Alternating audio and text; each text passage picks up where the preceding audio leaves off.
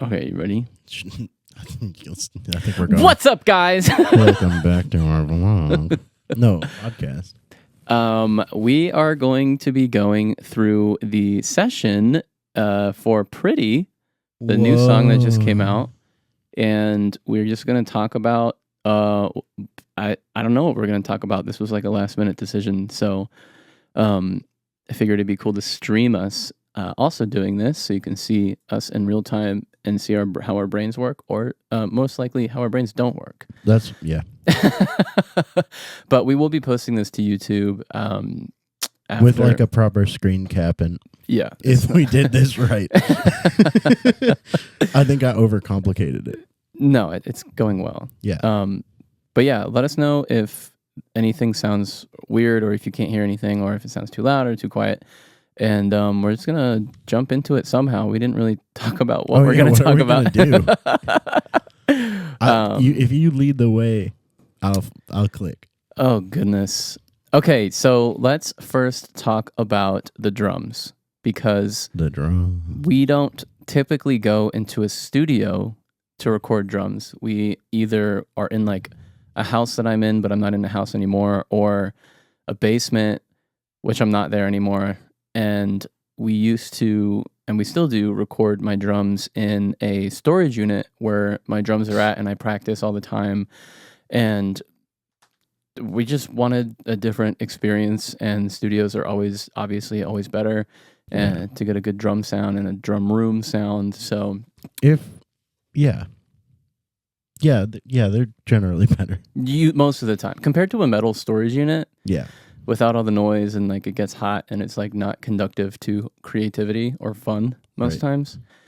So it just felt way too much like work and not like fun. So we had a lot of fun in the studio this time, and that's where the drums are at. And you want to talk about what mics you used? Man, so the guy whose studio we went to had some fun microphone options. We finally got to use the Audix D6 on the kick drum. It's a no-brainer microphone for rock music. I'm actually a big fan of SE mics. Sponsor me, please. But the D6 has a really nice punch to it. On the snare, I thought we used the SE V-Beat, that like mine. But actually, after I looked at the video, I can't remember if we used that or a Biodynamic M160 ribbon mic, but I'm pretty sure we used the V-Beat. And then 604 on the floor tom, as well as a Beta 52, which was weird, but we had the channel for it, so I did it. And then we had a 421 on the rack tom, I think. AEA ribbon microphone on the overheads, which we had rotated incorrectly. So that comes into play when you start mixing and you go, dear God, this sounds sideways. And what else did we have? Hi-hat was, I don't know. I don't remember what was on the hi-hat. It's probably... Did we mic the hi-hat? It's here. Oh, yeah. And it's actually got volume to it, which is pretty rare. Someone asked, are you using FL Studios for edits, or is there a different one you prefer? This is Logic. This is Logic. FL Studio is cool. I probably would suggest it only for... Beats. Not only. I've heard people make great live music in FL Studio. I mean, the one thing to take away from this is, like, use whatever you know. Yeah. There's the whole DAW argument. No DAWs are bad except for Pro Tools. That DAW is terrible. Everything else is totally cool. But yeah, were using... That's a hot take. Logic. Yeah, we're using Logic. Which I think is superior, but again, there are no rules in music. Yeah. It does not matter how you do it, because, I mean, the Beatles didn't have Pro Tools. Right. And they're the Beatles. So Logic is, not to get too long-winded about it, but Logic is, to me, the most flexible for every like kind of audio task you might need to do. So recording, comping, mixing, producing, MIDI. I've also heard PreSonus Studio 1 is like even more superior, so I've been meaning to try that one out too. But I have Logic, and I can run it with my eyes closed. So yeah, That's no what we're need doing. no need to change. And another thing, more specifically for like me and the FUs, I know how to use Logic, and I don't know how to use any of the other DAWs.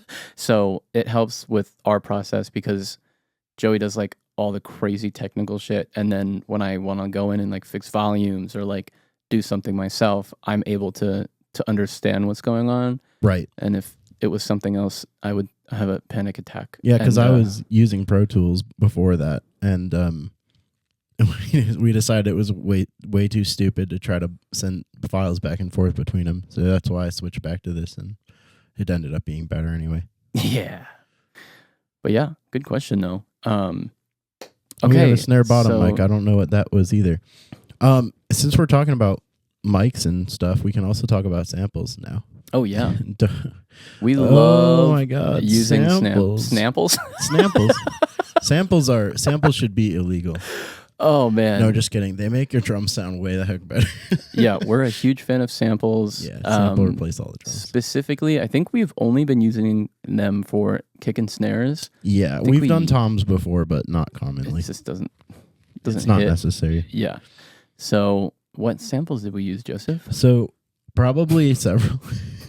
Oh my god, there's a lot on the kick. So I have a kick click sample, which I think is the same as this, but I boosted like the high end and quantized it for the very end, the double kick part.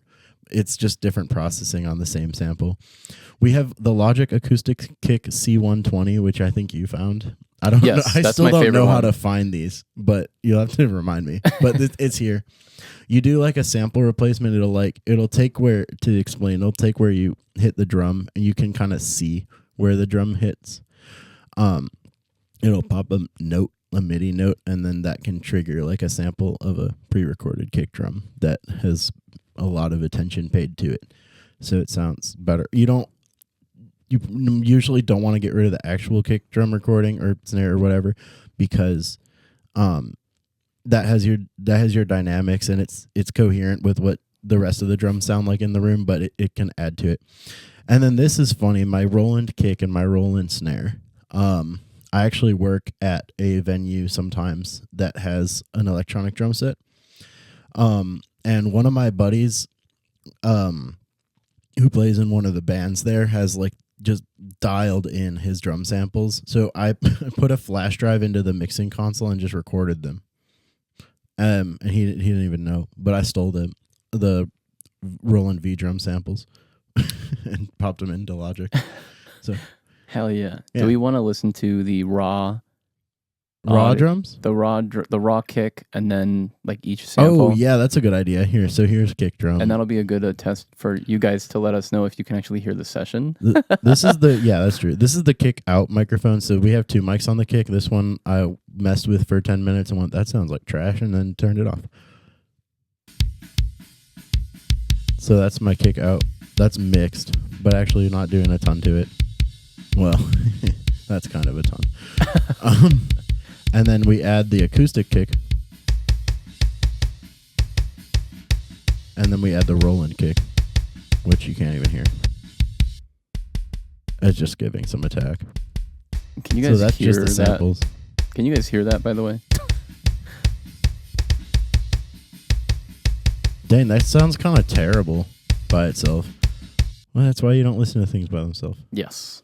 Oh, and then we have a sub-kick mic, too. Sub-kicks are cool. They're just speakers that you wire as a microphone, because speakers and microphones are the same thing, which you need headphones to hear this one, probably.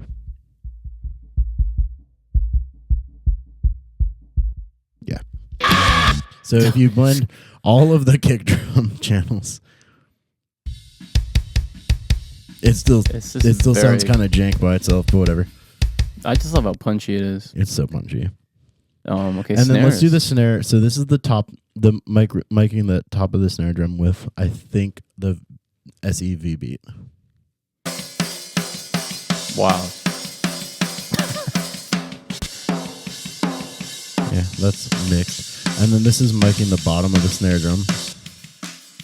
So you get the wires. Oh, I'm like blocking your face. So you get the sound of the wires. Can you hear the session, by the way? Can you hear like drums being played?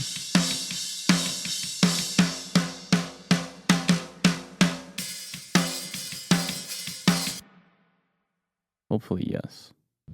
Hopefully, yes. Yes. Okay. Perfect. Thank you so much. And then, so that's the top and the bottom together, and then with the with the V drum sample in it. Gave it a little body. Body, yada, yada, yada, I was yada, just gonna say that. Yeah. Anyway, we got a crotch mic C414. We mic'd the right crash, and it's off. And then the overheads, which are. Oh man! But that's actually where most of our snare sound is coming from in this song, and the room mics. And then we also did something. We also did something cool where we I plugged my old iPhone in to the session as well and crushed it with like GarageBand. That sounds so good. Yeah, we noticed when we were like doing like drum videos and stuff that the iPhone mic sounded kind of sick. It wasn't full enough, but it sounds cool, so we blended it in. I have this plugin. This is nerdy. I have this plugin cutting out the snare drum because it was too loud from the iPhone microphone. And then we also have this floor tom that Matt played in his storage unit. Yeah, there was the original floor tom part right there. I did not. It's just like, I don't know. Every take that I had just didn't sound good, but just the floor tom part, like the kick and the snare, sounded fine. So I just went into my storage unit, and I hadn't set my drums back up from the session that we did this in, and I just mic'd my floor tom up, and I just played my floor tom. And I recorded myself doing it when I was recording the documentary for this. So when that comes out, I actually didn't even announce the documentary yet. So whoever's watching, you get to. There's a documentary coming out about the song that I recorded from start to finish. So yeah. So when you hear that part of the song, it's not me playing the drums at the same time. It's me playing two different meets. Jason's in here. Hey, Jason. Jason who? Jason, the bassist, the guy that I think Jason, would love. Yeah. Oh, hey, Jason.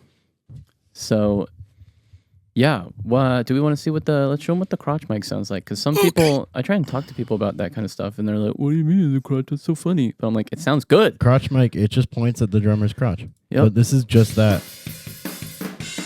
It's a really good overall drum kit sound. So, in case you're not like familiar with recording music, I'm just hitting this S button. It makes you just hear that microphone, but you end up putting all these microphones together, along with plenty of other things, and you get like the actual full drum sound, if that makes sense. Wow. That's like so significantly better when you put them all together. It's weird how like all this stuff sounds kind of jank by itself, but who cares? Because ain't nobody hearing it by themselves except for us right now. So let's listen to just the drums in a few key parts to where I think I kind of slayed it. So at the beginning, obviously, that intro fill that I did. Yeah, exactly. We don't even need to play it now. Yeah, done. Oh, yeah. So that was a double kick fill along with some... Yeah. Yeah, just so you hear it. I don't usually use double kick in my own music. I love playing like System of a Down on my own and stuff like that. But for this song, I just wanted to push myself so much because every time we record drums, I'm like, I know what I want to play, and I know it'll take me like 2 takes to nail it. And then we set up for so long just to get like 2 or 3 takes. Yeah, it's ridiculous. And it's like, it's fun, but it's like, I wanted to push myself and actually try and like really do a few takes to get something that I don't usually play down. So that was one. Another was the right before the last chorus, the oh yeah, the it's probably that fill right there. Probably this. Yeah. Or the next one. The next one. Oh yeah, with the double kick there. Yeah. Let's hear that.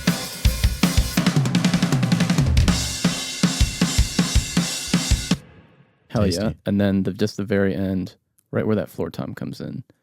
This whole end. Go ahead. I just wanted to have some cool fills and just That end riff is just like so fun, and I just wanted it to be just a huge finale, especially at the very, very end when I do that double bass, like it's just. I think it's unexpected when you have listened to FU's music before because you're just like, oh, whatever, that's for metal. Or people who don't usually listen to hard rock, they're like, oh, well, that's super like raw, heavy metal, screamo kind of drums. But I wanted to kind of bring the double bass into the music that I write, especially when I've never used double bass for any of my songs. I don't think so until this song. So it was while you were like messing around with some metal stuff too. Yeah, I feel like. So anyway. Here's the end of the drums.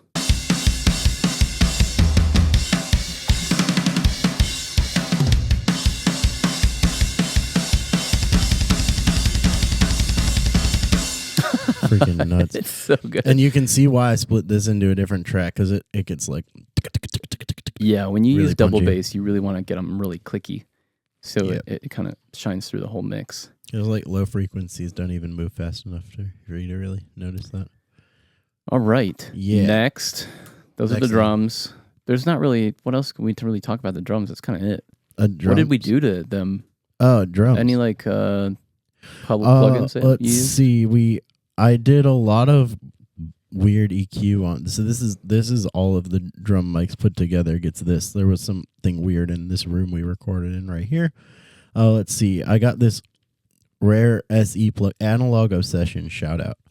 They make absolutely brilliant analog plugins. They're free, so check them out. This is a classic trick on a Pultec EQ, which is what this is copying. You boost and cut the same frequency. 60 is a pretty common choice, and it makes it thumpy. This is on all the drums again, and then I boosted a little bit of 10K high frequency on the whole thing. What is this doing? Oh, it's cutting some weird 500 hertz out of all the drums when the snare drum hits. And limiter, interesting choice. Not doing a whole lot on the individual drums. I'm not doing a ton. I have the distressor on the kick drum, hitting hard as all hell. That's actually insane. Let's see. I'm doing a lot to the snare drum because snare drums don't sound good. This plugin Flash from Waves Factory is cool too. You can adjust the attack and the sustain of a source, and it does it nicely. There are other plugins that do it too, but that's the one I've got. Toms, I'm doing like nothing, just EQs. That's neat. Yeah, we got the Tom sounding Tom good. sounded freaking nice. Crotch mic, this, polarity flip. Overheads probably. Oh my god! God help us. I'm not. Yeah, the overheads were wrong. Yeah. The room mics, always weird stuff on room mics. Don't need to get into that. This is another thing that's probably dipping when the snare drum hits. Just to get some of that mid-rangey snare garbage out of the room. And floor tom overdub. Wow, it's like nothing. Look at that. Got a crash sample here, maybe? I don't know. I think so. We have What's Up With That. Oh yeah. I don't know if that made the final cut. It's muted. It definitely did. Maybe it did. It definitely did. We didn't forget to do it. No way. Okay. Okay. That's all. I could talk more about mixing the drums, but that's just kind of where things ended up. Don't copy any of those settings. It's not going to work for you. Use your ears. Let's see. I guess the only other thing on the drums is that did we do it? We did it audience perspective this time, right? Oh yeah, you did it the right way. That's right. Yeah. Oh, and parallel compression. Parallel compression is cool on drums. Sorry, I want to add this. You take all the drums, or sometimes you just take the close mics like the kick, snare, and toms, and you send them raw out of the speakers, but then you also send them to a compressor and then send that out the speakers. Slam them really hard, which sounds like this. And then you just like mix it in quietly. Anyway, okay. That's my parallel. But yeah, I guess I can explain audience and drummer perspective real quick. Yeah. So every single song, except for this one, I'm pretty sure this is the only one that we've done it this way. So audience perspective drumming. So, well, I guess I have to explain panning first. Panning is essentially where in the speaker or headphone like this that you hear it. Like your left ear or your right ear. Middle, anywhere in between. somewhere in between, in the back of your head sometimes. So when there's obviously a lot of drum parts and a lot of drum mics, as you can see. I think there was like 16 drum mics. Yeah, we're up to 24 channels with some other with stuff. those samples. Oh, no, that's a lot. Like, yeah, probably about 16. Yeah. Like so you obviously don't want all of the drums to be like right here in the middle of your forehead or your ears. So you kind of spread them out. And there are usually two main ways of mixing drums. One is drummer perspective, which is everyone does not like, but I like it because I'm mainly a drummer. Drummers like it. Yeah. So drummer perspective is hearing the drums as if you were playing the drums. So the hi-hat is on your left if you're a right-handed drummer. The hi-hat's on the left side, the snares in the middle, and the kicks in the middle all the time. The right crash is on the right side, the left crash is on the left side, the floor tom's on the right side. So it's the drums are as if you are playing the music, and every one of my songs except for this one is like that because I know the majority of people are never going to realize that is mixed that way, but for people that do notice it, I want it to feel like you are listening, you are like in the exact experience that I'm experiencing. You are hearing me play the drums as if you are playing the drums to my own songs.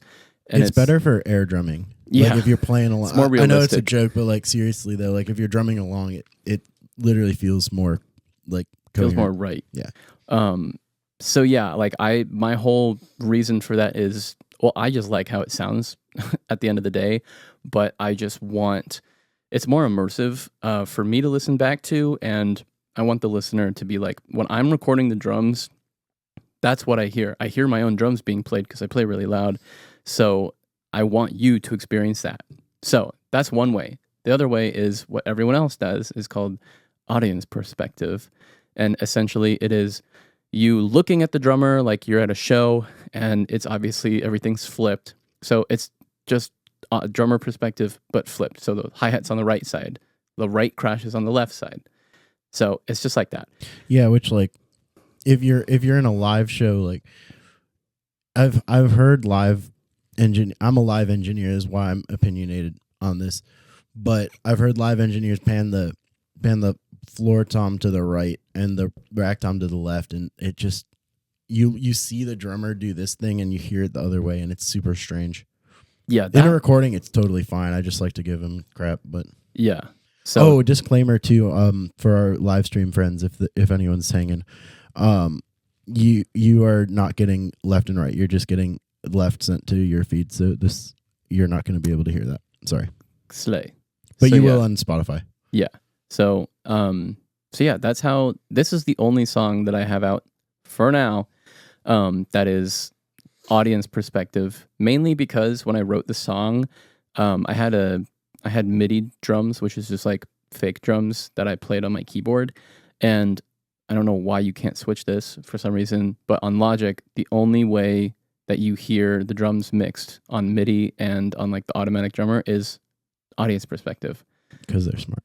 Because they don't want you to know the truth, and they're full of misinformation, and they're blocking the truth from the people out there. Yeah. So I heard it that way, and that's how I kind of wrote the different lead parts and the fills, how I heard them. So that's literally the only reason why this song is mixed that way, because I kind of played around with the idea of it switching around. It just didn't feel the same. So for Matt's information and anyone else who cares, if you wanted to switch that, you can put at the end of your chain gain plugin, swap LR. Yeah, that's so much work. Yeah, it's like 3 whole extra buttons. That's a lot of buttons. I can't even count that high. You said 4? Actually, it's 3, so it's within how high you should be able to count as a drummer. One. Oh man, he's stuck at 1. 1 and so, half. Okay. So I think that's it on the drums. Thick, you went over that, right? Parallel thick. Oh yeah. That's nothing. Muted. Yeah. It's muted. I do sometimes do this Sound Toys Decapitator as another parallel, like the parallel compression. I'll show you what it sounds like. It's cool. It didn't work in the mix ultimately. It is so crunchy. Just slam it. But yeah, we didn't end up using that. It's underscore Jaden said this explanation is honestly enlightening, and I will be using this information. So, oh sweet, hell yeah! It's like something I noticed 2 nights ago when I was live, kind of showing the music video. Is the most basic things to us are like new information to people that obviously don't know it. So like this is like this is a cursor, and when you move the mouse around. We are using what is called a computer. This is a MacBook Pro. Okay. No, but you're right. But yeah, that's why I'm like, tell me about what plugins you used. But you just did. Yeah, so we'll go next. If we want to talk about if you want 2 plugin manufacturers, get Analog Obsession. It's free. There's no reason not to. You can pledge on Patreon. And Sound Toys, which is not free, but it's not expensive. Especially if you're a student, you get half off. And everything that Logic comes with is probably makes up for over half of what I'm using. Speaking of things that Logic includes, we use their amplifiers for everything. All right. So this is, I guess, mainly me until we get to the mixing of it. Cool. I'm going to walk out for a sec. Okay. Just kidding. Oh. So there is one song in the FU's discography so far as of recording that uses a real amp. And that is If I Give It All Away, when we went to that person's house. Oh, I forgot about that. Yeah, I did too.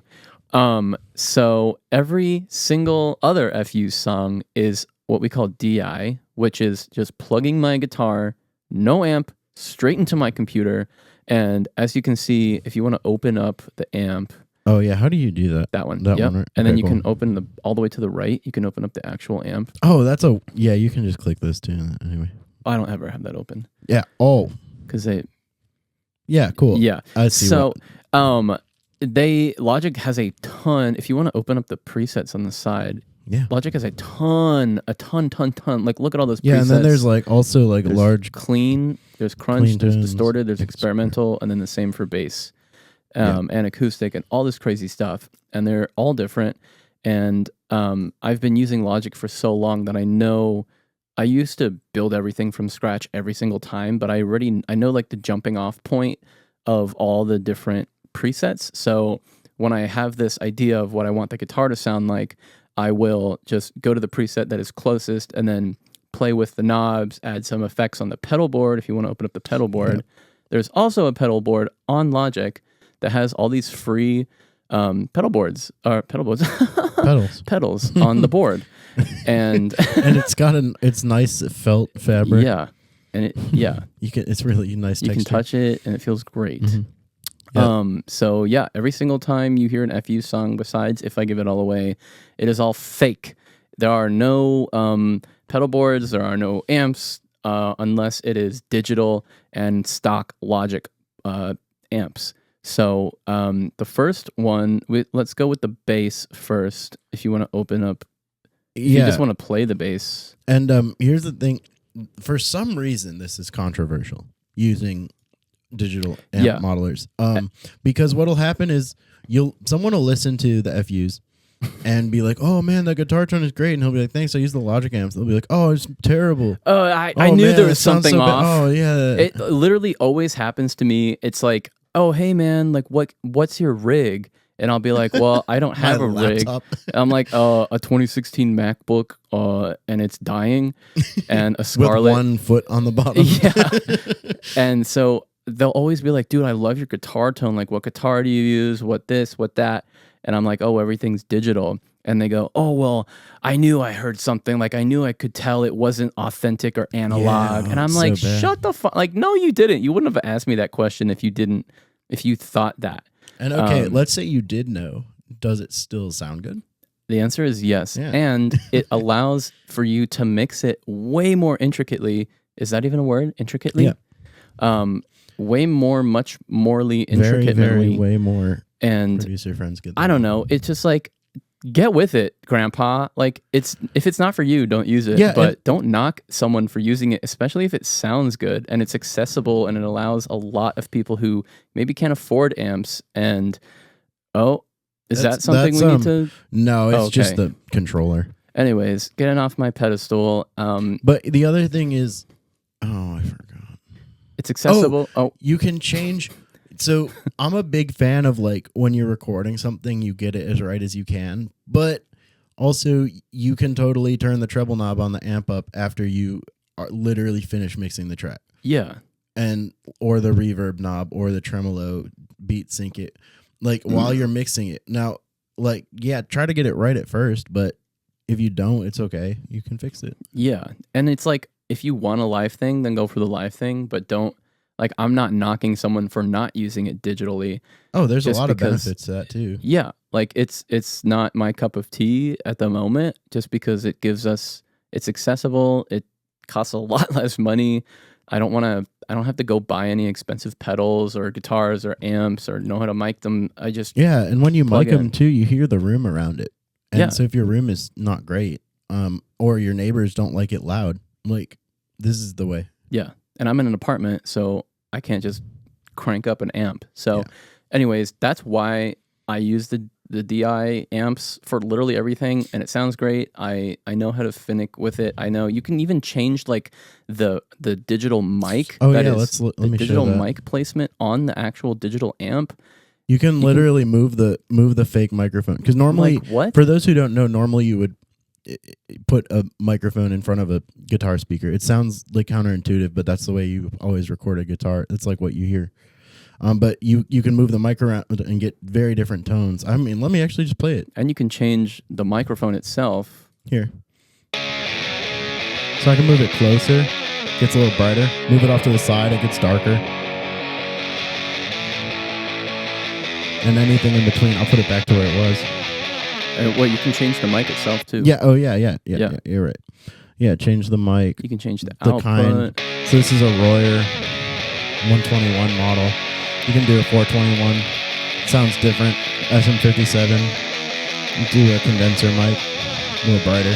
Put that off to the side. I kind of like that sound always.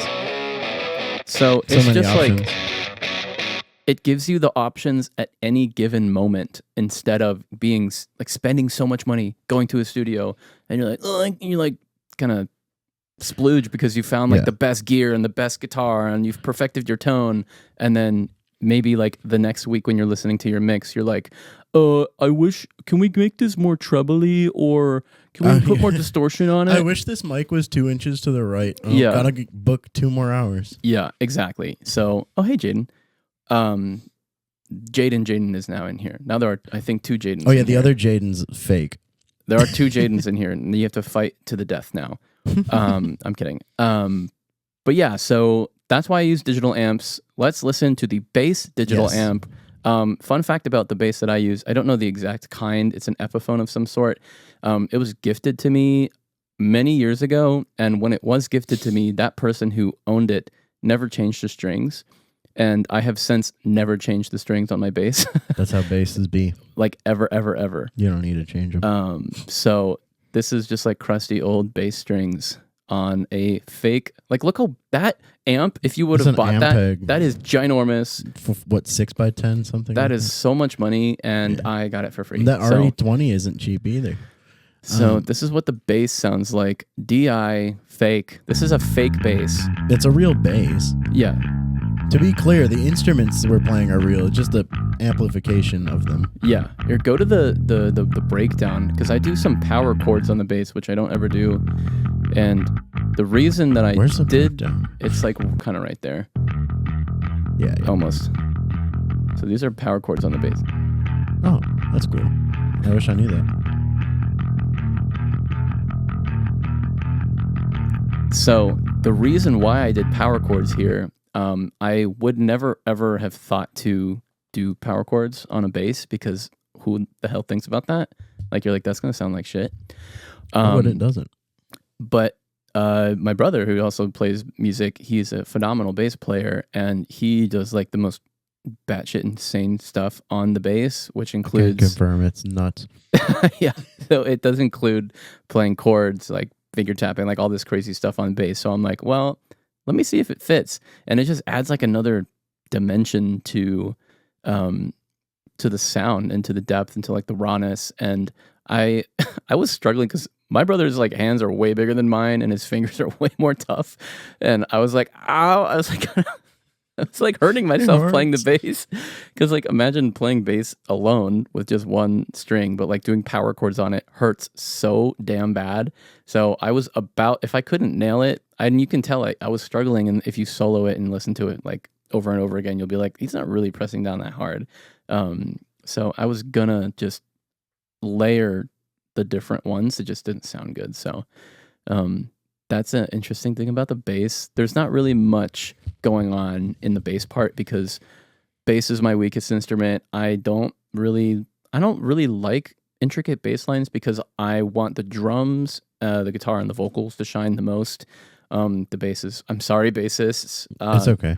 Unless I come up with a cool bass line, which I don't think I've done that before.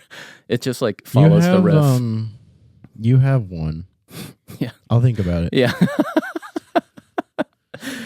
One doesn't come to mind. No, I know you have one that's super cool. It might be I Don't Feel Like I Belong Here. Oh yeah. Well, that's a bass line. Don't. That's the one. Hear it on the 3rd episode of the Shrinking. first season of Shrinking during the Apple TV Plus. But yeah, so that's the bass, and then let's dig into the guitars. Okay. So we have, let's see, there is a singular intro guitar part. Oh, here it is. For some reason, I don't know why, but that's think this the intro. is the first thing we've ever labeled correctly. Oh yeah, intro. So this, like this was Flava, and this is Flava. But this is intro, so we can actually tell. So it's just literally the intro of the song is its own guitar part. Because I think I wanted it to sound a little bit different than the rest of the guitars. It's like a lot crunchy. Yeah, thin and crunchy. Oh, that's strings, why. Yeah. So we got that, and then it kicks into, if you want to solo the left and right guitars. Read your mind, bro. They do the exact same things until the chorus. Different. So let me explain something technical here. I know you could probably say as well. They're different amps, sure, but you do. I'll keep blocking the camera. You do want to play even if you're doing the same thing, play it twice because the intricacies, the differences between just copying and pasting the file into a different app and the different channel.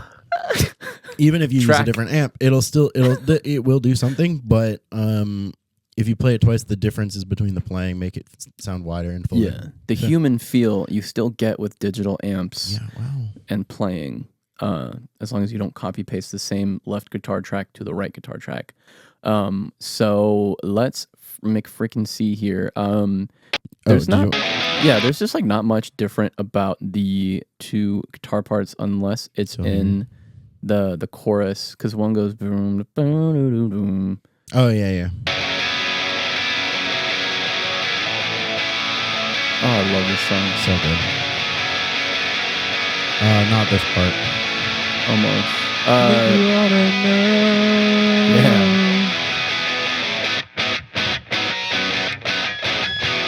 Right here, the left stays the same, and the right has that little riff. The bow, bow, no. Sorry, live stream people, you probably didn't hear that. And the bass follows it as well.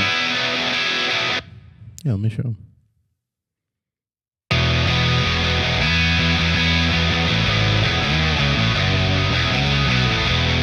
That's a nice little lick. I always heard that, but I didn't think about how cool it was until I just watched the documentary. I was like, oh, that's a pretty sweet part. Yeah, I love it. Yeah. So yeah, that's the two differences between the rhythm guitars. And then what I love doing is just layer. Yeah. So if you want to just go solo by solo, Flavor? The flavor track. So this is in the second verse. The part's like, when I'm next to you, I feel that part. So I just wanted to layer some stuff with some clean, and I think the flavor is the same thing on the other side, just to add some like clarity to the chords I'm playing, because I love the chord. Yeah, it's so pretty. And then the lead is just like some octave. And then if we put that with the main guitars and the bass, it's just so full, lush. So like, hear this. Let me take out the flavor, and the lead. Like it's just so thin, smaller, which is fine. Yeah. It's not bad, but that's a whole lot cooler. So a big thing that I love doing in my music is what I was taught in drumline, what we call peaks and valleys. So if you're performing a song, so like in drumline, well, specifically indoor drumline for my indoor drumline folk, what's up? You don't want... I didn't know there was a difference. Oh, really? Between indoor and outdoor drumline? So there's a marching band drumline, yeah, and then there's an indoor drumline during the off season of marching band, where the drumline puts on a show, like a themed, like a marching band show, but with just drums. Nerds. Yeah, it's pretty cool. Okay. So specifically when it's just a drum show, obviously drums are loud, so you have to be very like conscious of, you don't want to be playing, you want to play like like that. So dynamics. It makes you pay attention. It makes the song kind of breathe a little bit, because if you're like bah, bah, bah, bah, bah, bah, like a punk song, you can only listen to so many punk songs in a row, which is great. I love punk, but in rock and the music that I write, I want you to have those highs and lows and be able to like breathe and then have a moment without the loud to think about like the different parts that are going on. So those are the peaks and valleys. That's another reason why so if we want to go to the second verse, so where there's another lead part, that lead part right there. Oh, it's in the first verse. So it's the second half of the first verse. Mm-hmm. If I had no lead part, it would be just like the only thing I'm changing is the lyrics. But since I have this lead part in there, it gives you something else to listen to be like, oh, there's a new part. Instead of being like, oh, it's the same exact thing happening again, but there's just different words. So I just have so many different pieces. If you want to play like the bass in the lead part, yeah, maybe? Where's the bass? There it is.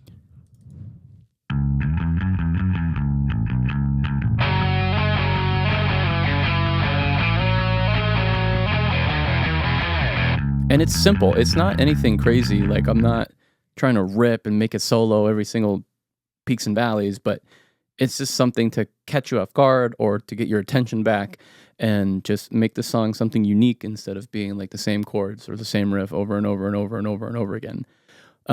So let's see here. Okay, so the next lead part we can go to is the solo. Fun fact about the little thing under the solo track. This requires a story that I don't even know if you know. I know. I think I know. I think you might know it. The demo. So, kind of. Oh. So, backtracking a lot. My song Overdrive it's an original song, but it is a rework of a song that I wrote in high school. The riff it's like the idea of the riff is kind of the same, but like more intricate in Overdrive than the original song called Sally. And in the original demo of Sally that I did on a 4-track in high school, had this raw amp distortion that I just loved. And I put it in the final version of Sally when I went to the studio for the first time. And then I also put it in Overdrive to pay homage to the song that it was inspired by that I wrote. And then I was like, I want some feedback before this solo in Pretty. And I couldn't make one, and nothing that I was making sounded good or right. So I'm like, wait a minute, I know the exact feedback that I want. So I pulled it from Overdrive, and this is what it's not. it's just like it's got that noise and it has that woo. So it's kind of like a leaning into the amp and the distortion. That's one advantage to an amp. One advantage, feedback. But you do it once in high school and you don't ever need an amp again. You recording. Yeah. Copy of the file. Yeah. So that's something before the solo. And then this solo, I believe this might be the solo from the demo because I don't know if I liked the demo solo so much. I didn't know if I could play it exactly the same. So let's listen to the solo. Which has its own feedback too.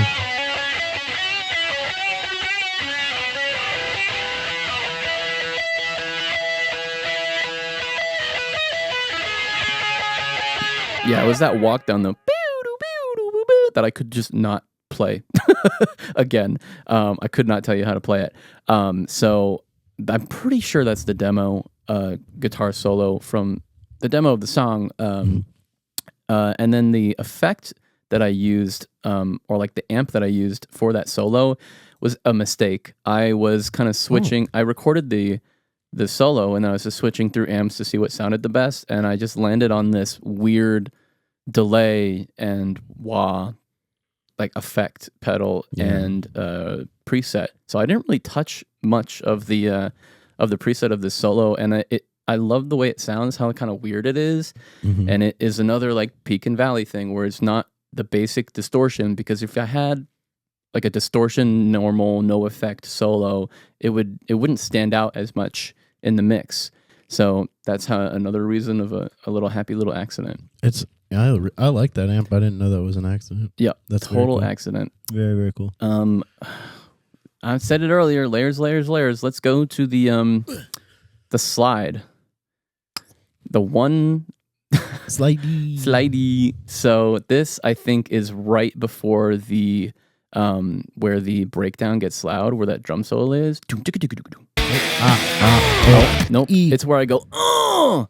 So in addition to the oh that I did, I wanted just to add something else, so I added this slide. That's it. Wow. That is one track. It's funny. It's funny that I mixed these and I'm like, oh. You didn't even know it was there. I didn't realize I was there. That's funny. Yeah, so that plays at the same time of me going, to get that little more oomph and to just like kind of, and I think, can you play it again? I think let's see. Before I say it. Never mind. What I thought we panned it like left to right, but that's another song. No, yeah. That's what we do when I notice it. Yeah. So here are more layers. So the beginning of the breakdown is the halftime drums and the left guitar part, which is on the E string, the low E, and then the right guitar part, which is a harmony on the A, and then they all play the same thing when the breakdown gets big. And so I wanted to add a different 2 layers to that to just make the breakdown even louder. And this is my hands down most favorite amp. It's called something octave. Oh yeah. Woolly Octave. Woolly Octave. This is my favorite Woolly guitar Octave amp. is sweet. So I usually love making it thinner. And this is what it sounds like. Just the layer. Want just the riff trunk. Yeah. Okay. Yeah, it's got that's so nice. Sub-octaver on it, so it'll play lower than he's actually playing as well. So that's one layer in that breakdown, and then another layer, I believe, is just like a higher octave.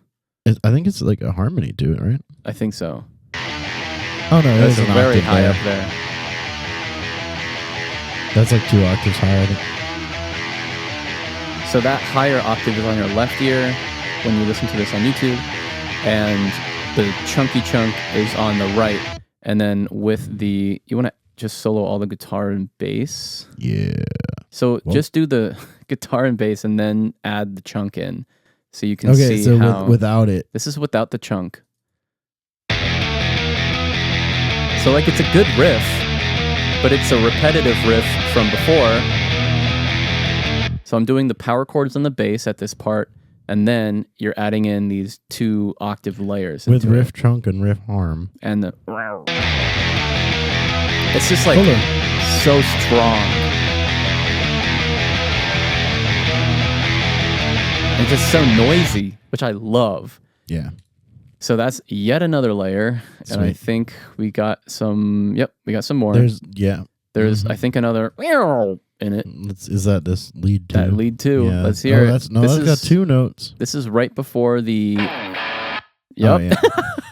This is right before the end where it's the I don't feel so pretty, I don't feel so pretty, I don't feel so pretty, I don't feel so pretty. And so if you want to solo the lead part, and we can hear that.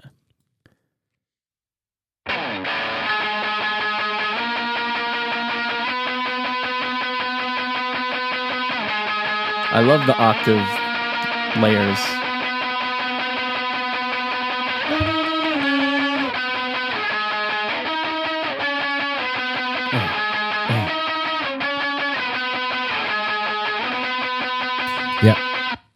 Yep, and then it goes into back to the riff trunk again. Back to the same exact layers because it's the same exact riff. Yeah, same as we were talking about before that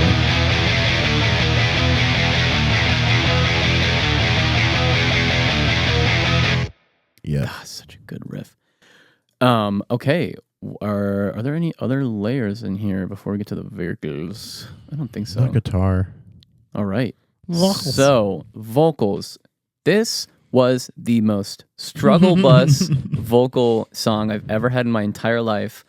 Not only did I write a melody in the second and third chorus that I couldn't physically sing, I couldn't sing this song very well, mainly because I live in an apartment and I can't sing or scream very loud. So when I come up with an idea, if it's like late at night, I can't just be like in the middle of the night. So I kind of like write it like this. I'm like, I don't feel so pretty when I'm next to you. So in my brain, I'm like, I know what I want it to sound like, but then when I try and sing, it just didn't come out. And I was also so out of shape vocally because I didn't sing live for a very long time. I still don't, and I didn't practice because I didn't need to practice because I was just like recovering from my surgeries and my injuries and just taking a break. So I did a ungodly amount of vocal takes for this song on my own. This was like the second time. The first time it was with Chaser that I did on my own, mainly because I just every like 2 lines that I screamed on Chaser, my voice would give out because I wanted every single line to be just as loud as I could sing. It's not healthy. Don't do that. But if it's for art, I guess you can do it. It's a tax write-off. It's a body write-off. Mm-hmm.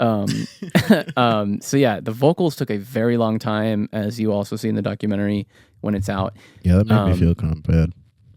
Yeah, it made me feel bad too. Yeah. So what did we do to the vocals, Joey? Your turn. Okay. Oh my. So verse vocals. Vocals. Verse vocals. Another cheating. Oh, we cheated. Oh no, tuning vocals. Please don't tell me you use Melodyne. Yeah. Sometimes shut up. It sounds good. People don't sing on pitch, so you can fix that with it's the computer. just like, if you can, why shouldn't you? And if it needs it.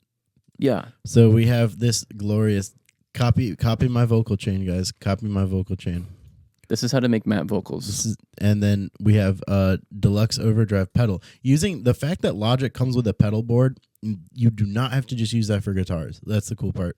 So there's all these cool effects for anything. So we have deluxe overdrive. I think Matt actually did this plugin chain.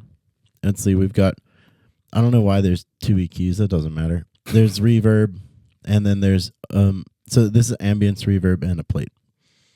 Honestly, that was probably whatever you pulled up in your session when you started recording them. Yeah, I think and then we just tweaked it. What is it? I think it was a fuzz vocal. Fuzz. Yeah, I love the fuzz vocal. Sounds so good on rock vocals, in my opinion.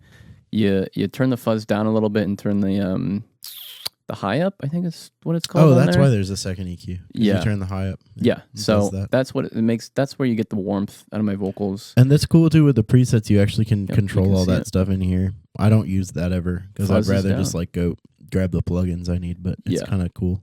But yeah, so took a long darn time to get the vocals done on my end.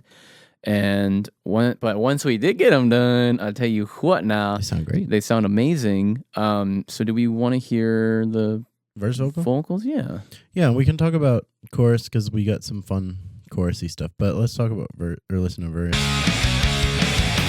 I overthinking? You can really hear that drive when it's soloed. Yeah, it's like kind of distorted. It sounds so good. And then second verse or I first can't verse. shake this feeling. Wonder when I feel alive. I gotta stop it there now. 'Cause All right. we're gonna get to that. And then I just realized I'm sending all of the vocals for the song through this chain right here, which has another EQ. I think it was just everything was a little harsh. Compressor to bring it all together. Yummy. TDR Nova to squish the low mids as they get too loud. Parallel compression, same as the drums, and then a tape machine, in case you were wondering. All right. That sits on top of all of them. Okay. So this scream that we have, I loved. So let's solo just that main scream. This one? The main Or, one. the main. I got the main you. one, yeah. Mm-hmm. So let's hear this. I feel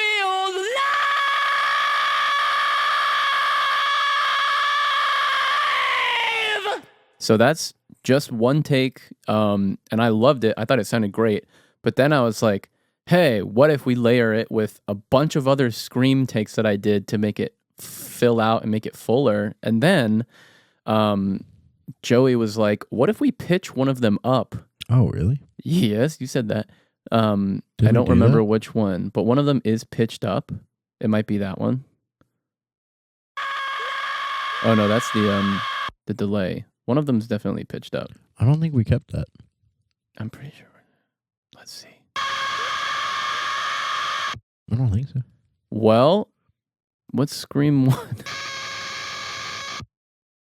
Scream 1. Oh, it was probably Scream 1, yeah. which we didn't end up using. Nope, it's just another Scream.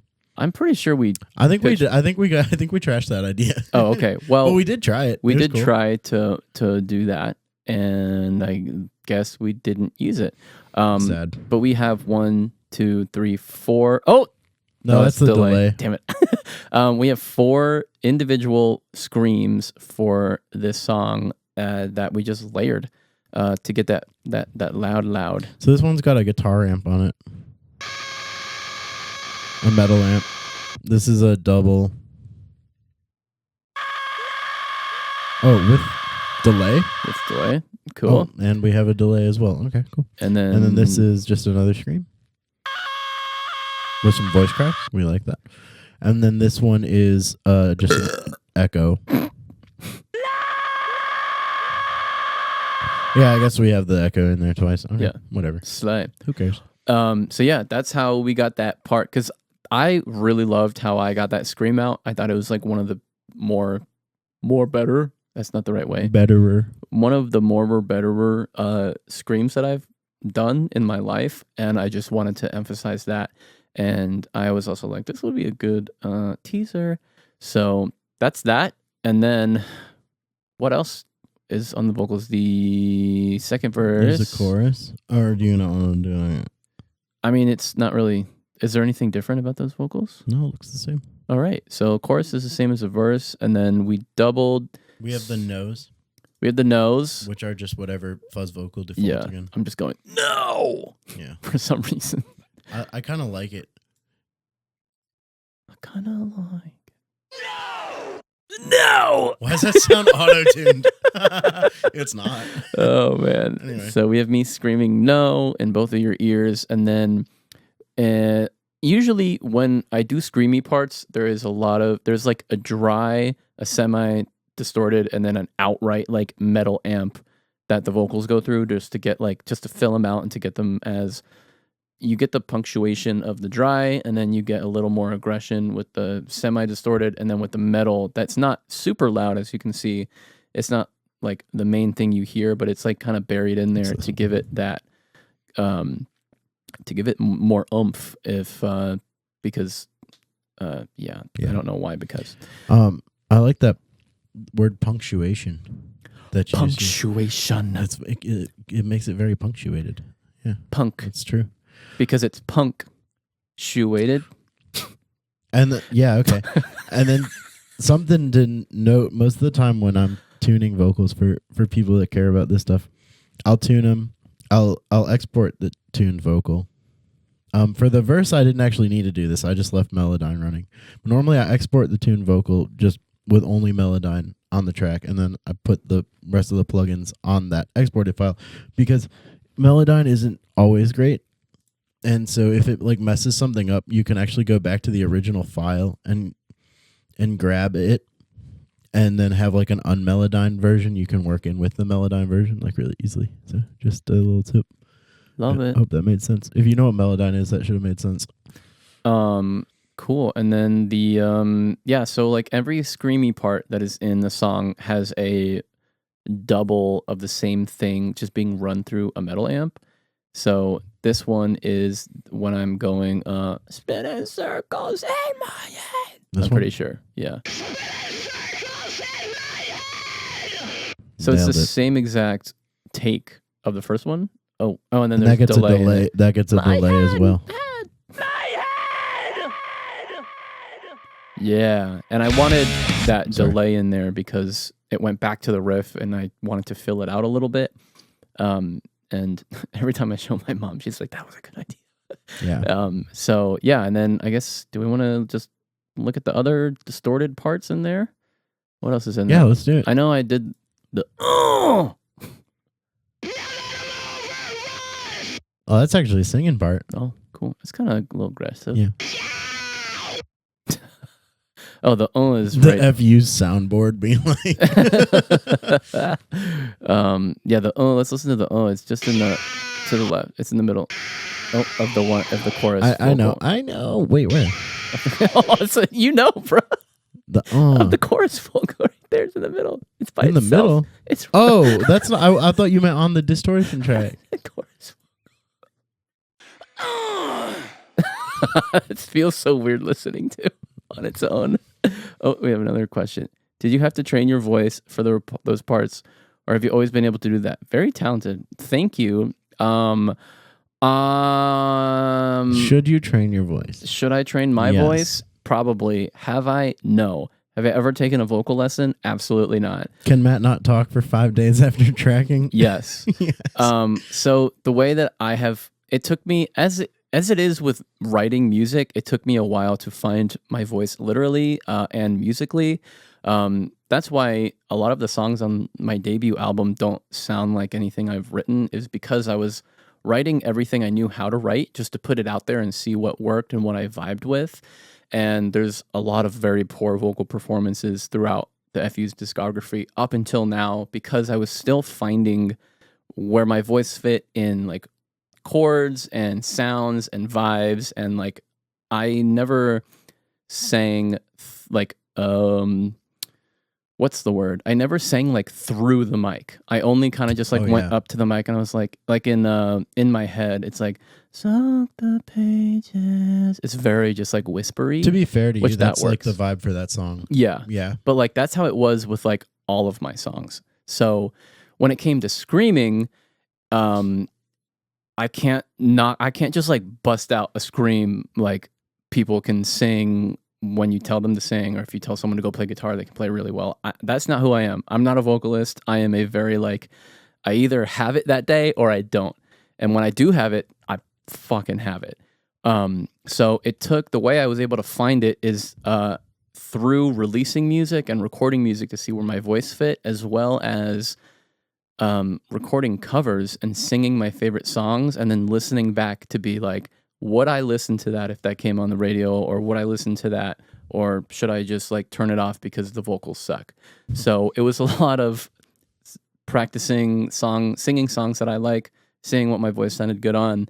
And that's why I do a lot of Foo Fighters covers, because I think my voice sounds really well with Dave's. And I kind of just like, obviously it's most of the music I listen to. So that's how I kind of found my voice, like literally. But then I also just get help from the effects, and I know what effects sound good on my voice. So when you hear my music, it is not just like me naturally singing. It is with a little help from the distortion and the layers. So it's more of a musical discovery than it is a talent, I would say. But I guess it is it's hard. It's weird It's to say still that a- myself. It's still a talent, but it's not. It's not like a Beyonce or a fucking who's a better example, like a Freddie Mercury. It's nowhere near that. But where it I'm is just like it is like a Phil Collins, you know. No, I thought you might laugh at that, but in a way, I'm serious because homie is He played a drums. good musician. Yeah. But he used his studio as his instrument, Right. or Les Whoa, Paul too. that's deep. Les Paul. His studio But it is was his pretty funny though. It was funny. Yeah, it it's was not I didn't- Beyonce, it's Phil Collins. I'm more of a Phil Collins than a Beyonce in the world. You're a chaser. Anyways, yeah, that's all the vocals. And then can feel it. Sorry. do we want to do the back and forth vocals now? No, These? I think so. Oh yeah. Let me solo the Vox bar. So when it came to this part, I did not have the back and forth at first in the demo when I was writing it. I just had because I thought the riffs were carrying the song enough, and then when I was listening to it back, I was like, oh, there's a little, excuse me, Nice. there's a little too much space that is just kind of awkward. So I just got money from Bandcamp. Yeah. Wow. Congrats.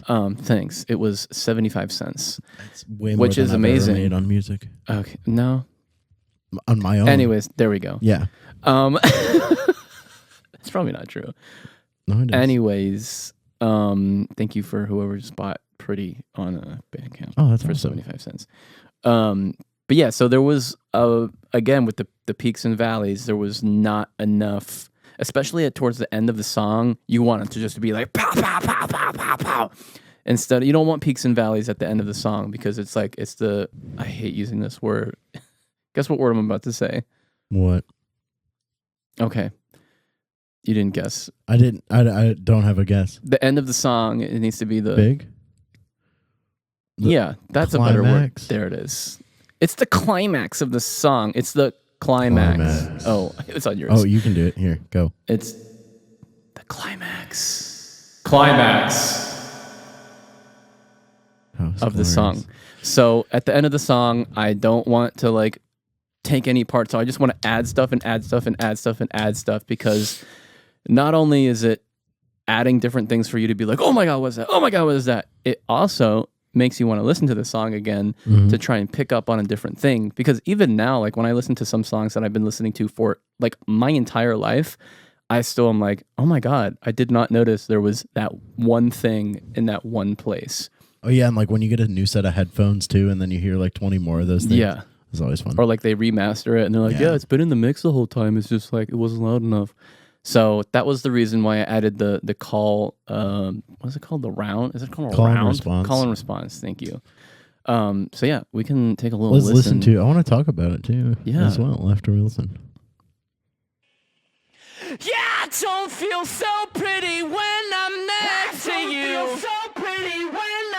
I don't feel so Sounds so pretty cool. when I'm next to you. I don't feel so pretty when I'm next to you. I don't feel so pretty when I'm next to you. Yeah. Oh. Okay, So we back.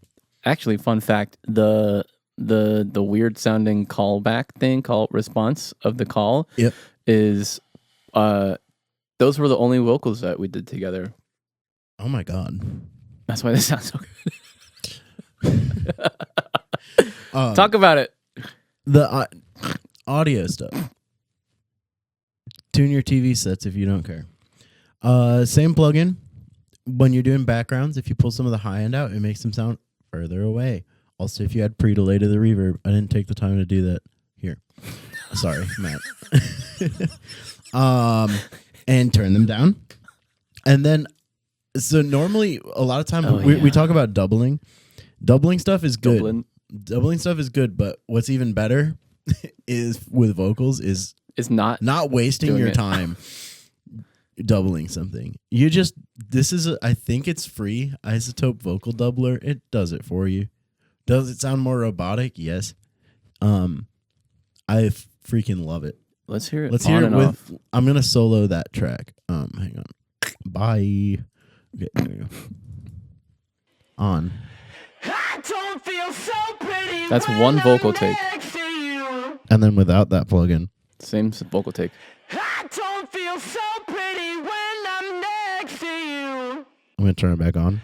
I don't feel so pretty when It just messes with the time and pitch of it slightly of the left and the right side. Yeah, it sure does. Which would be like if you sang it slightly differently 2 times and then spread them out. Or you just do it once. do it once and put a free plug-in on it. Yep. Or It doesn't work that well on guitars though. It's just for vocals. if you hate DIing amps, you probably hate also using a plugin to double a vocal. Yeah. No, double your is vocals fine. though. Record Yeah. them. Always Don't be Ow. lazy. You can always like if you double your vocals and you don't like the double, then you could just use the That's the what Log- happened the here. plug- That's right. Yes. That's why we did that because we had doubled them and it didn't sound right, so we put vocal doubler. Yes. Tighter. So That's right. yeah. So I don't know what is that. We're all about to find out.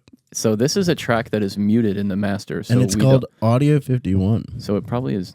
makes me question if Oh, it's God. all a lie.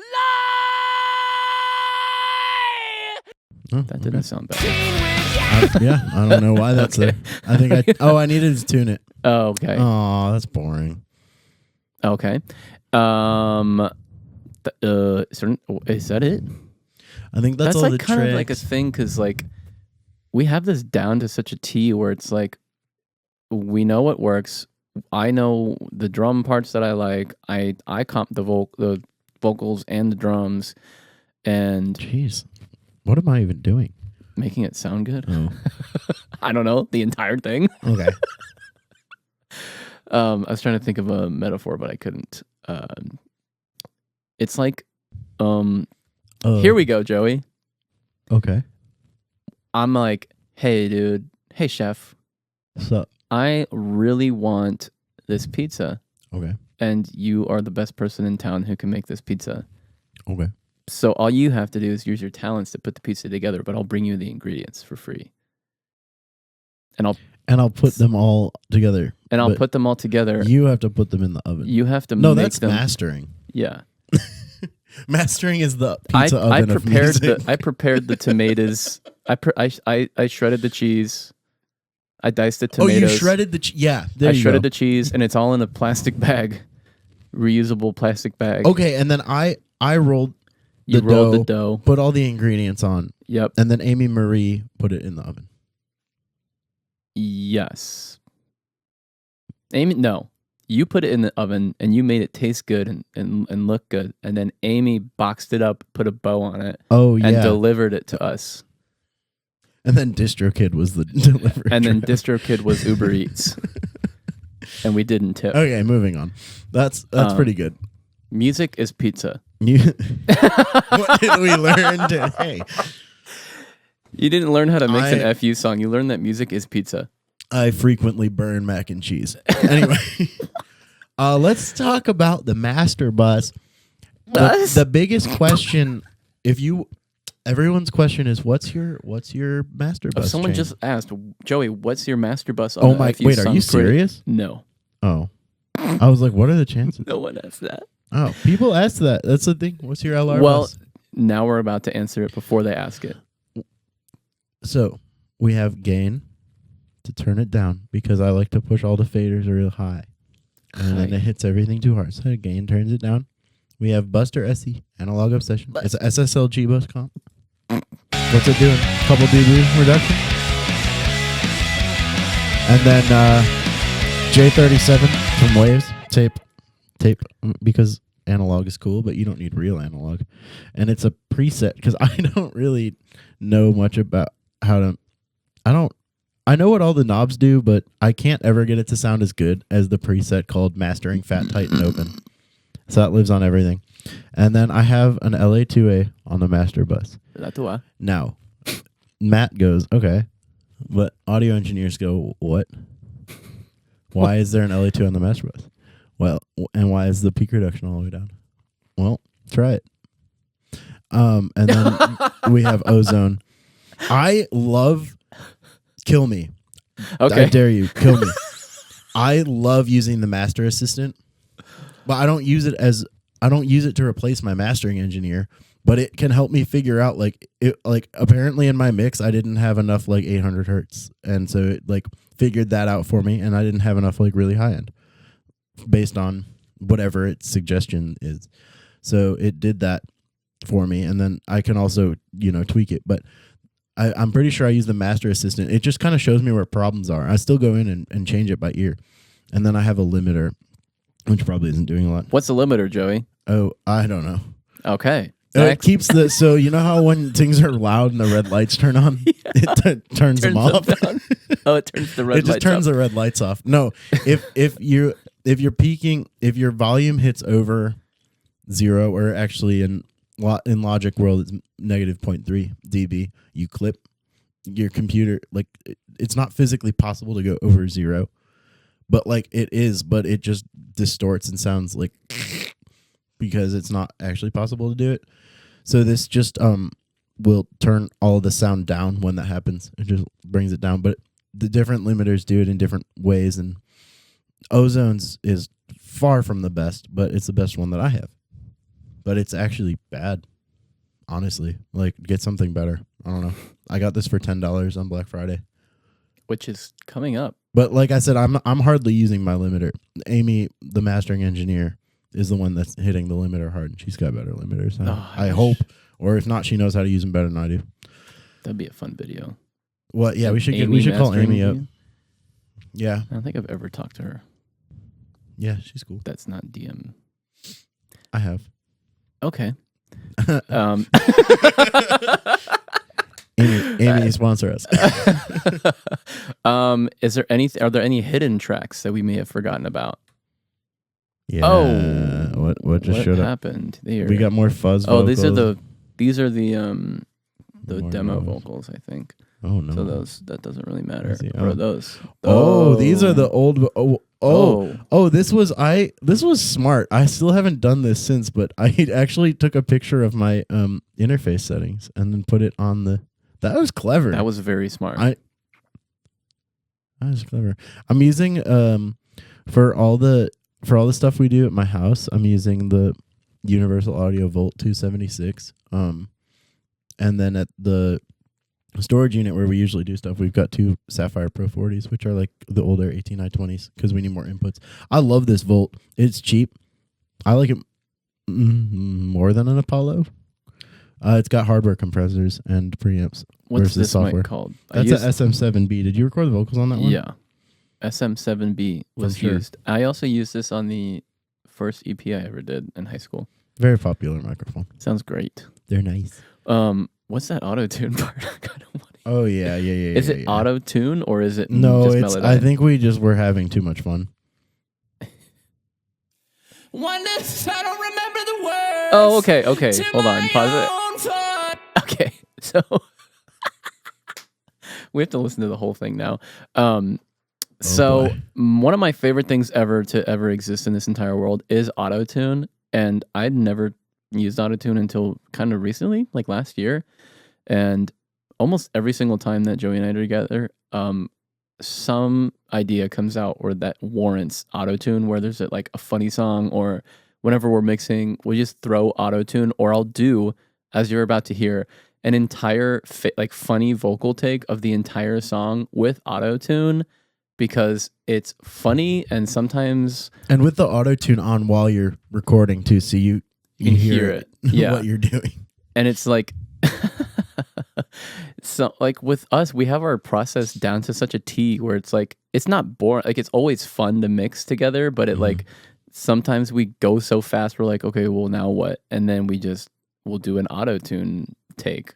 Do you want to turn? I just turned the verse and the chorus off. I think. Should I turn off all the turn vocals? everything. Okay, let me do. Just mute the vocal one. Yeah, maybe, but the sends though. I'm just gonna mute them all. So we are about to listen to the auto-tune version. An auto-tune version. Which we haven't heard, I think, since we've mixed it. Yeah, I completely forgot about it. So thanks for saying on hiding tracks. That's funny. Okay, let's go. Start from earlier. All the way. Yeah. Let's go. Pretty by the FU's auto-tune. New song. that doesn't have autotune, but it does now. Oh boy. This is how music is made. Am I overthinking? My head's getting kinda numb.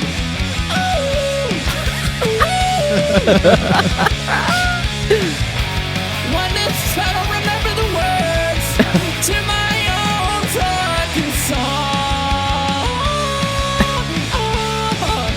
Hey, 'cause I don't feel so pretty when I'm next to you. That sounds good. Yeah, I kind of like Makes that. me question if it's all a lie.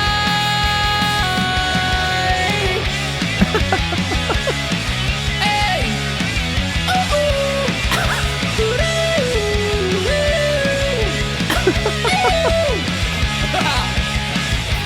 This is never ending, spinning circles in my head.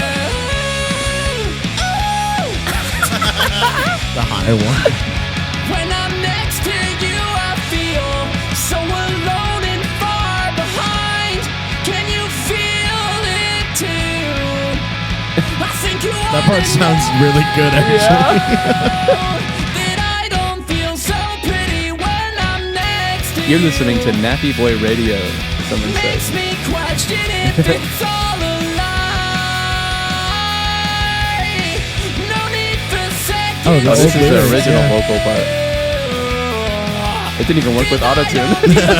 Pretty when I'm next to you. That was perfect.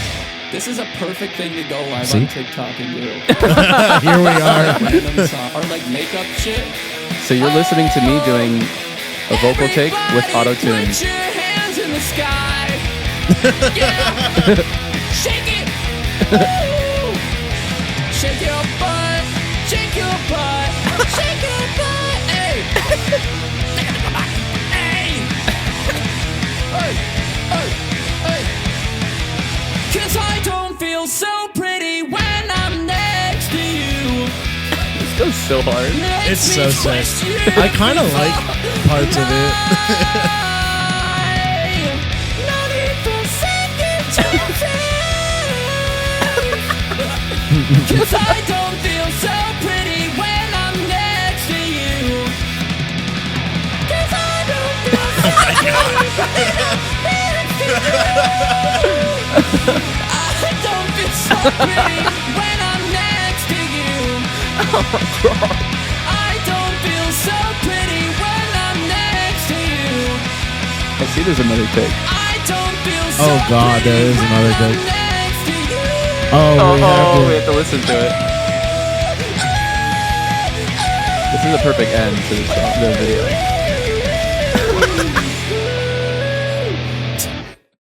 Wait. Oh, there's more. Oh, wait. I have Oh, you I have tuned it. master volume automation. Hold on. This could be gold. There's so much gold hidden.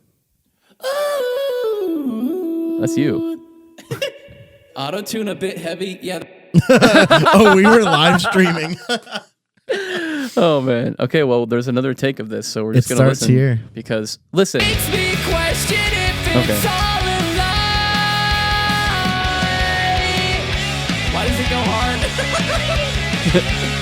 No one's watching. Oh yeah, no one was watching our stream. That was nice. You're listening to an auto-tune take that we forgot about of the new song. Circles in my head.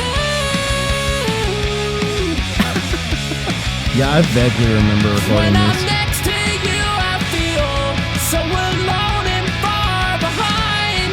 Can you feel it too? Now, you know it's dangerous? I think What? you We can turn the auto-tune off. Oh god. That's the next thing we're going to hear. I might even stop the recording. Well, not really, but for the live.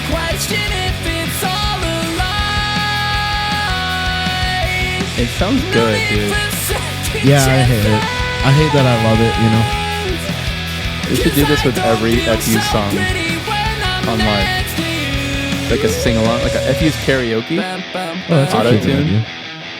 Everybody get up Hey. in your hands to the Oh, that's a sky. flow. Oh, Put your hands to the sky. I doing dig it. that. Can't believe I have almost 9,000 followers and no one's fucking watching me. Oh my god. No hate, but I mean, it's it's not your fault. It's an algorithm. Cause I don't feel so pretty when I'm next to you. That part goes hard. Makes me question if it's all a lie. This is like the majority of what we do. Yeah, this is. It's a lot more than actually working on stuff. Yeah. Feel so pretty when I'm next to you. Yeah, I don't feel so pretty when I'm next to you. I don't feel so pretty when I'm next to you. I don't feel so pretty when I'm next to you. I don't feel so pretty It's 10 when o'clock. I'm next Yeah, to dude. you. We've been recording for an hour and a half. Isn't the mic picking up the background? Technically, yes. So, I just want to say the reason why we just listened to almost two full takes of me singing that song with autotune is because I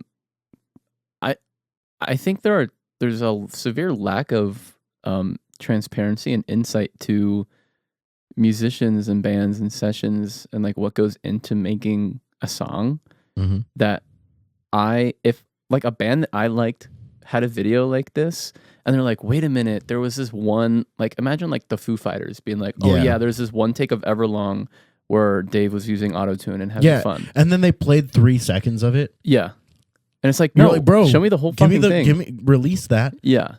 Not that I'm anywhere near that, but like, like if one day that happens, I'm thankful that this kind of video exists. Right. And I'm terrified of what you're about to do to them.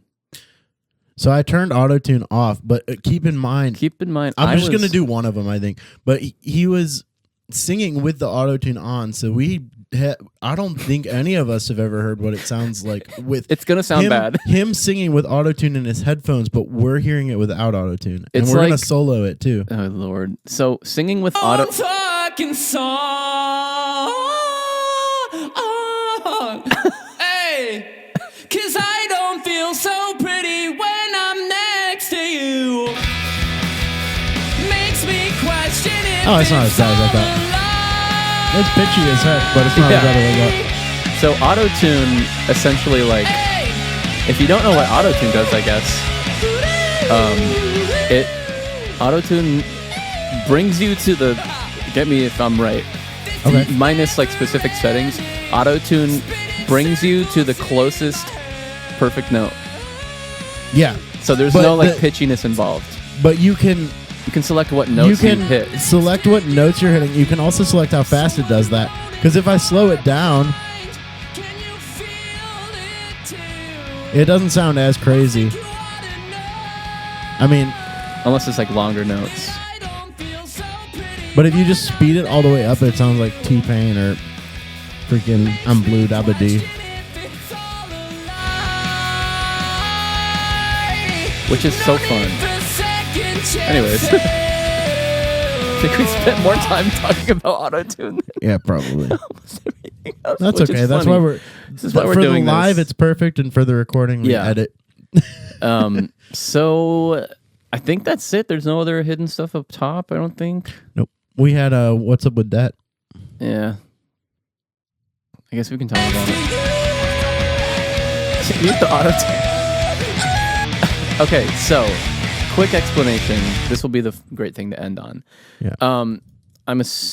Almost every single FU song has a joke hidden, an auditory joke mixed in, hidden within the final mix that is out that you listen to, and it is mixed low enough to where you will never notice it. But you when can hear it. But when you do know it's there, you will never unhear it. So this is a warning. If you want to not unhear this joke within the final mix of the song, then click away now or skip ahead. Disclaimer. But I'm not sure if this one made the final. I think you accidentally had it muted. But it's still there. So at the time Sorry, of I'm trying to recording, stop it. at the time of recording, for some reason, unbeknownst to me, I was obsessed with the Kenan Thompson SNL skit, What's Up With That? Where in like the middle of a interview, the band would start playing and Kenan would go, ooh wee, what's up with that? What's up with that? And it just so happened that I wanted to put that in the mix. And so I timed it with the drums. And yeah, so you'll hear, what's up with that? What's up with that? That is timed with the drums. And that you want to solo it? See, so we chopped it up to fit the rhythm. What's up with that? What's up with that? That's beautiful. So yeah, I won't tell you all the other jokes, but I think in Chaser there's 3 of them. Yeah, at least 3. Chaser has the most. we have DD Mega Doo Doo and something. I'll tell you. Listen for that. DD Mega Doo Doo. And if you don't know what that is, look it up. It's hilarious. Yeah, we have Uncle Gabe in one of them. We have the Gummy Bear song, I think. Oh yeah. Or me using a voice filter sounding like the Gummy Bear. We Yeah. have me going, ooh! Or, Yeah. oh! And there's So me many. going, oh, yeah! Yeah. And for the love of God, goes, yeah! One So else. many of There's a them. lot. There's I a can't lot of remember. jokes hidden within FU songs. Brip, brip, there's that, Oh, but yeah. unfortunately. Rip. Yeah. There's one in, I don't want you to know. Which one? Someone else that wasn't me did it. Oh. Yeah. It's in another Anyways. language. Yep. Anyways, so just know that when you're listening to an FU song, at any given moment, there could be a silly, dumb joke that Joey and I giggled over, and Giggled Tireless. is a stretch. We were on the floor. we were on the floor kicking our feet back and forth and giggling while mixing. But there are a lot of hidden jokes within FU's music, and there's apparently a lot of hidden auto-tune full vocal takes. Yeah. That we forgot about. Yeah, we got to go search all the other sessions now. Yeah. Shoot. Well, is there anything else you wanted to talk about? Or So, I mean, not really. we went I over the mentioned mics? already after we. Your mother's calling you. Oh, that's okay. I'll call her back. After what was I gonna say? After we mix this down, we send it off to Amy Murray or Amy Brown. Edit She whichever goes- one she yeah. prefers. Amy I forget- Murray Amy Murray. for credits.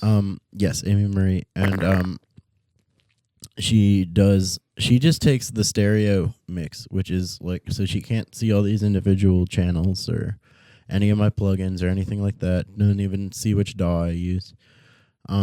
She takes the stereo mix and she does, I don't know, magic to it, and then sends it back, and then we go Quickly, "Ah, too. wow, yeah, give it like, I think we've gotten same day before, if not next day. Next It's day rarely easily. been later than next day, Yeah. unless it's like she's like out of town. It's like 3 days. Yeah. Ridiculous. But yeah, and that's pretty much it. I don't think there's really anything that we missed. By the time you see this, the recorded version, there will be a documentary that I filmed from start to finish of this song. It is almost an hour long. It's all done. And you'll see the recording of the song. So this and us mixing it, like you'll see the mixing, the recording, me coming up with different vocal parts. You'll see me comping the drums and the vocals. You'll see us mixing here in the studio. You'll see me playing the drums in the studio, the guitar, the bass. You'll see us filming the music video, my reaction to the music video and the artwork, and all the way up until the day after the song was released, from May 7th up until November 23rd. Yeah. So that insight combined with this session walkthrough, I don't think there's much else to be said about the process of the FUs, because this is it. Besides seeing us like work, which I go live when we mix a lot.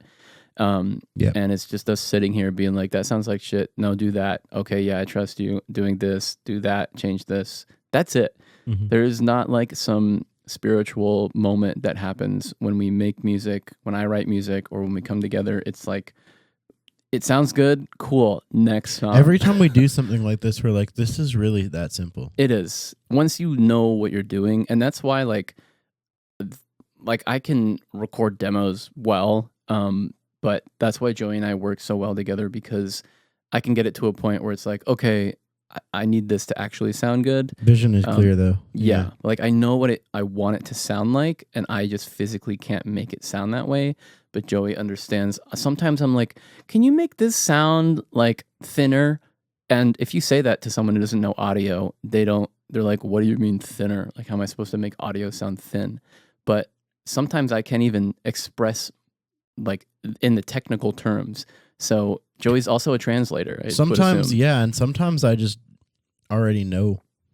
Yeah. Well, yeah, we've worked together so I'm long. like, oh yeah, well you want, yeah, but you're right. But yeah, so our process is so down to a T. I think the Helter Skelter cover was the fastest we ever mixed a song, but oh yeah, I don't think that counts. That was cool though. But that was very fun. I think we did it in one session or something like that. Yeah, that sounds right. But yeah, this is quite literally every single thing that you hear. We listen to everything individually, and what you hear on Spotify or Apple Music or wherever you listen to my music, this is what it is. This is what we heard, and we're like, okay, this is good enough. And this is what we did to the tracks to make them sound that way. It obviously does not sound this good without the work that goes into it and the plugins that happen. So that's freaking that. To us, it's very simple, and that's it. But if we showed this session to when we first started mixing together, we would have been like, oh my God, you guys are geniuses. Brilliant. You did an auto-tune track? And if we showed it to us 10 years from now, we'd be like, what like, are you doing? Any cavemen? The fuck?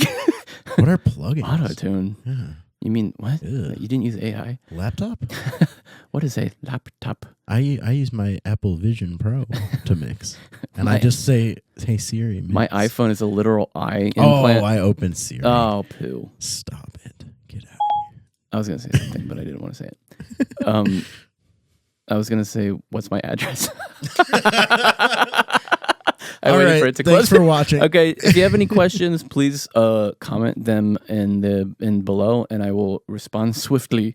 No matter if it's today or when it's November 25th, 2022 as of recording.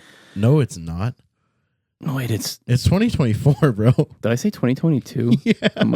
I need to go to bed.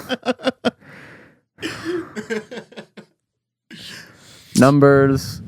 It feels like 2020 still in my brain. I agree with you, actually. It's almost 2025, which is 3 years after 2022. If you didn't know how to add three to 2. I need to go to bed. Okay, bye. Oh, have a good holiday, fellas, and happy Thanksgiving. Thank you so much. You too. Eat tons of turkey. I will be announcing a documentary tomorrow. Sweet. So keep an eye out and subscribe to my Patreon if you haven't, because you'll be able to see the documentary there first, and so much other exclusive content, music content. Yeah, you gotta check out the other website for that one. So long, farewell. Now to see if this all recorded. Okay. Bye.